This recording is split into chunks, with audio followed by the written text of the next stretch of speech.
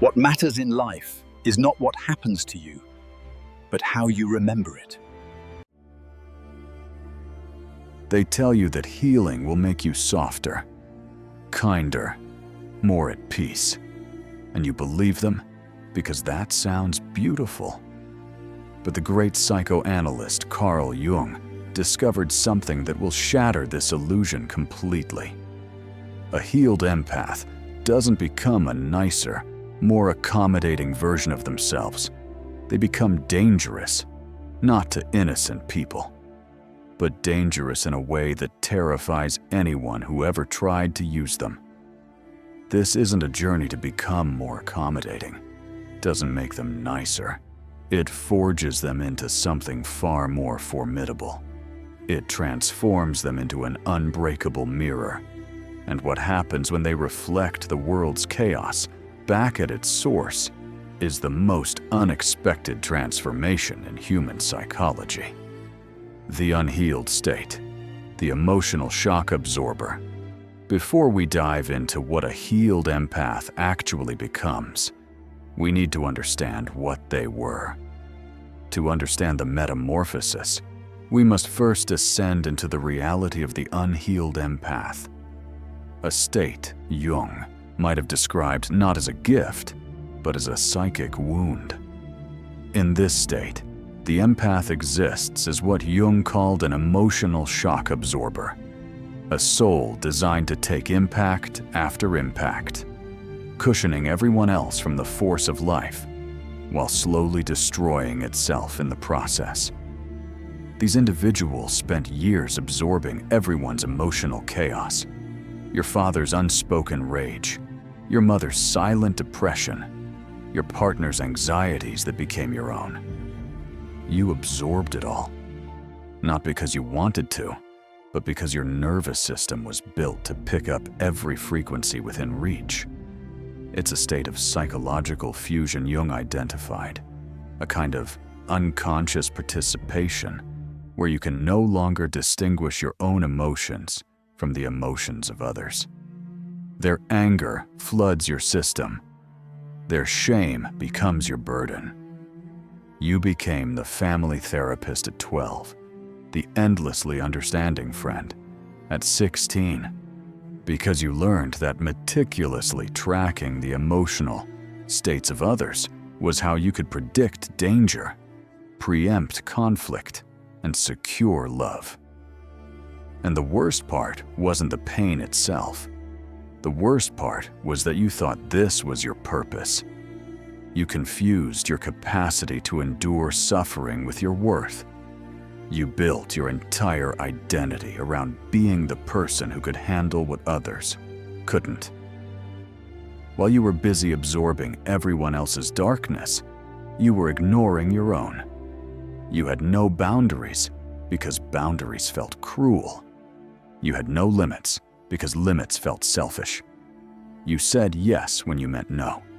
You smiled when you wanted to scream. You stayed when every cell in your body begged you to run. And slowly, so slowly, you didn't even notice it happening. You disappeared. The real you, buried under layers of other people's unprocessed emotions. This state attracts a specific counterpart, the psychological parasite, the narcissist, the manipulator, the emotional vampire. Individuals so fragmented they must constantly extract vitality from others just to feel real. They are drawn to the unhealed empath, not out of love, but out of a primal, unconscious hunger. The empath becomes a host for another shadow, leading to a soul-level depletion. You have become so enmeshed with the needs of others that you no longer know who you are without them. The catalyst, the breakthrough disguised as destruction. But this state is not sustainable. The psyche can only endure so much borrowed pain before it forces a reckoning. Jung called it the breaking point, but that term doesn't capture what actually occurs. It's not a breakdown. It's a breakthrough disguised as destruction. Usually, it's a betrayal. Not just any betrayal. The kind that makes you finally see with chilling clarity. The partner you gave everything to discards you with cold indifference. The friend you always rescued turns on you the moment you set a boundary. The family that relied on your emotional labor mocks you for finally showing a crack in your perfect facade. And in that moment, something inside you doesn't break. It awakens. The carefully constructed narrative, "I am the helper, my love can heal them," is exposed as a lie. You see with terrifying precision that your compassion was not received as a gift, but consumed as a resource. You were not a savior. You were fuel, because here's what Jung discovered that will change how you see this transformation forever. That breaking point isn't when the empath loses their mind. It's when they finally start trusting it. All those years you spent absorbing everyone's emotions, you were doing something else too. You were studying, cataloging, mapping human behavior with the precision of a master strategist. Every micro-expression, every vocal tone shift, every contradiction between someone's words and their energy. You saw it all. You knew it all. You just never used it. The moment of awakening arrives as a cold clarity. The empath who spent decades doubting their perception suddenly stops doubting. The internal knowing they suppressed to keep the peace becomes louder than any external voice. The anger you repressed for a lifetime, the shadow emotion you were taught to fear, erupts. This rage is a sacred fire. It burns away the last vestiges of the victim identity and cauterizes the psychic wounds kept open by false hope. It provides the raw energy needed to finally sever the toxic ties. The people pleaser, the emotional caretaker, the martyr, that person dies in the fire of this revelation. The path forward is no longer about healing others. It is about the long, arduous, and glorious work of healing yourself. The metamorphosis, the 3 stages of becoming untouchable. The healed empath emerges from this awakening as something Jung called psychologically complete. They've integrated their shadow, and their shadow isn't evil. It's every quality they were told to suppress. Their anger, their selfishness, their right to say no, and their capacity for judgment. It is their power. When these aspects integrate, when the empath finally owns every part of themselves, 3 distinct stages unfold, and each one is more powerful than the last. Stage 1. The mirror effect. The healed empath stops absorbing your emotions and starts reflecting them back to you. They're not a sponge anymore. They're a mirror, and not the kind that lies to make you feel better. The kind that shows you exactly what you are. Imagine you're a narcissist who spent years using empaths as emotional ATMs. You say something cruel, they absorb it. You project your insecurities, they take responsibility. This has always worked. But then you encounter a healed empath, and suddenly, nothing works. You try your usual tactics, the guilt trip, the gaslighting, the subtle put-down wrapped in concern. And instead of absorbing it like they used to, they just look at you. And in that gaze, you see yourself. The insecure, desperate, manipulative version you've been hiding from. It's terrifying, because the healed empath isn't judging you. They're just holding up a mirror, and you cannot stand what you see. So you do what all unconscious people do when faced with their own reflection. You attack the mirror. You call them cold, selfish, not the person they used to be. And they just smile, because they know exactly what you're doing. They wrote the book on it. The mirror effect destroys manipulators because it removes their greatest weapon, your willingness to doubt your own perception. Stage 2. Selective empathy. This is the stage that confuses people the most. They expect the healed empath to either stay open to everyone or close off completely. But what happens is they become a gatekeeper. The unhealed empath was an open door. Anyone could walk through. But the healed empath transforms that door into a threshold with a guardian. And that guardian is ruthless with one thing: their energy. They understand their empathy is a finite, precious resource, not an infinite well. This is where selective empathy emerges. The healed empath is still capable of profound compassion, but now they choose. They choose who deserves access. They choose which battles are worth their energy. And they make these choices without guilt or explanation. To people who show up with integrity, the healed empath is an oasis. But to manipulators, energy vampires, and people who refuse to do their own inner work, the healed empath becomes a fortress, impenetrable, unmoved by tears that aren't genuine, unbothered by rage that's meant to control. This is the shift from nice at a kind. Nice is about avoiding conflict at your own expense. Kind is about doing what's actually helpful, even when it's uncomfortable.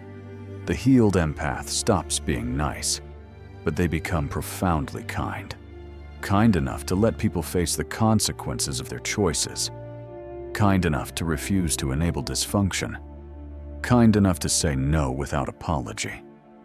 Stage 3. The 4. Integrated database. This is the stage that would terrify you if you understood what it really means. The healed empath has a superpower most people never develop. They become a human lie detector. Not through some mystical gift, through survival. Think about it.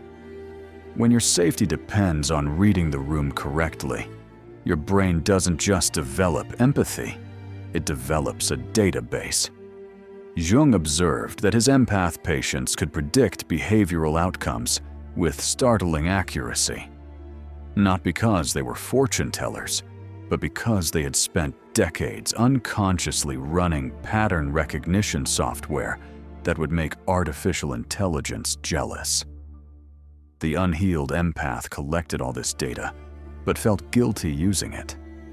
They second-guessed their instincts when their gut screamed danger. But the healed empath trusts that database completely.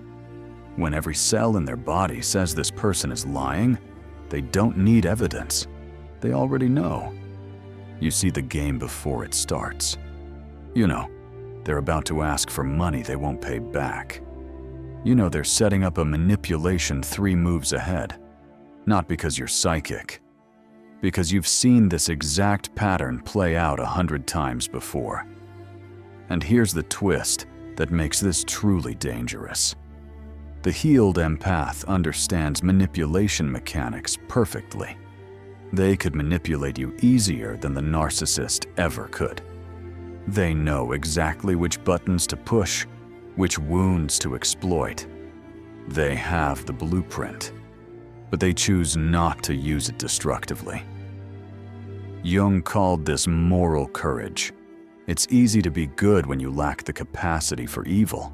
It takes a completely different level of development to have that capacity and choose truth instead. The healed empath becomes what some call a monster under control, someone capable of incredible damage who chooses benevolence. The sovereign self, love with a backbone. The final form of the healed empath is not a victim, nor is it an aggressor. It is a strategist. It is a sovereign. They have transformed their greatest vulnerability into their most formidable strength. Their empathy, once a channel for absorbing pain, has become a lens for perceiving truth. This is Jung's concept of the individuated person in action. The person who has integrated both light and shadow, who has the capacity for both profound compassion and ruthless precision. They embody a dangerous truth in a world that runs on manipulation, that a single, integrated individual is more powerful than any collective that demands conformity. They are the unbreakable mirror. Toxic people are naturally repelled by them. A virus cannot thrive in a sterile environment, and a manipulator cannot operate in the presence of someone who is immune to their games. Their hooks find no purchase. The healed empath doesn't argue, doesn't defend, doesn't prove. They just smile, see through the game, and make a choice. And that choice is usually to walk away so quietly you barely hear the door. Close. No drama. No explanation. Just gone. This is what a healed empath actually becomes. Not nicer. Not softer. They become sovereign. Self-possessed. Unmovable in their knowing. And unshakable in their boundaries. They become love with a backbone. Compassion with discernment. Empathy with self-respect. They understand something that took years of pain to learn. Protecting your peace isn't selfish. It's sacred. Your sensitivity was never a weakness. It was a weapon waiting to be forged. The goal was never to become less sensitive. It was to become consciously sensitive. To transform from an emotional shock absorber into a strategic force. You were never meant to save everyone. You were meant to save yourself. And in doing so, become a template for what is possible.